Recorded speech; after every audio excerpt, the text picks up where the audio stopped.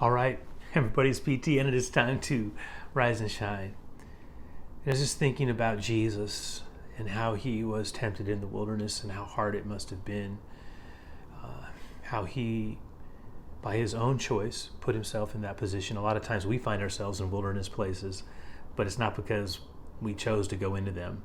And there's a difference between the wilderness place of chosen solitude and the wilderness place where we're having to wrestle with a trial that is really hard and when we're experiencing a tremendous amount of adversity. I think about how Jesus, though, even in the place that he chose to enter into, was being stretched. He was stretched, 40 days not eating, but he was stretched physically, but he was stretched psychologically, and he was certainly being stretched spiritually. That's where so much of the pressure was being applied.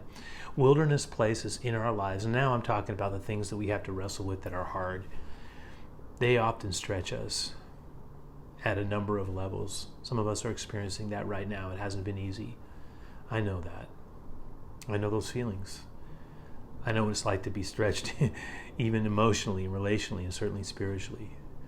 And one of the things we realize is there's a lot more sometimes going on than we were thinking was happening, because wilderness places have a way of attuning us to not only our own vulnerability, but to a reality that we were missing because honestly we just weren't looking for it. We weren't attuned to it. We weren't seeing it.